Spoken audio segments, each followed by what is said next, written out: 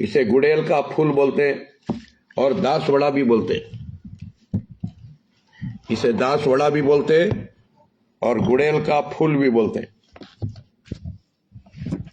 दोस्तों भाइयों, ये हर दिन सुबह को लेते रहेंगे। हर दिन सुबह में एक दो फूल खाना।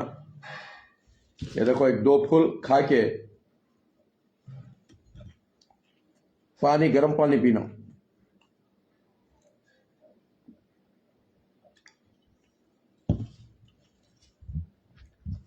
दोस्तों भाइयों, और ये पत्ते हैं, ये पत्ते हर दिन ये 4-5 पत्ते डालकर, थोड़ा मिश्री डालकर जूस बना के घर में सबको पिलाते रहना। अगर जब जब ये पीते रहेंगे, आप इंशाअल्लाह मिज़ी की बीमारी से बचेंगे।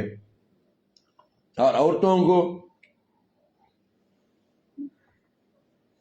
महाना एक बार जो तकलीफ होती है, वो तकलीफ खत्म हो जाएंगी इंशाअल्लाह, और मर्दानगी बढ़ेगी। इंसान 100 साल तक जवान रहेगा, जल्दी बूढ़ा नहीं होगा।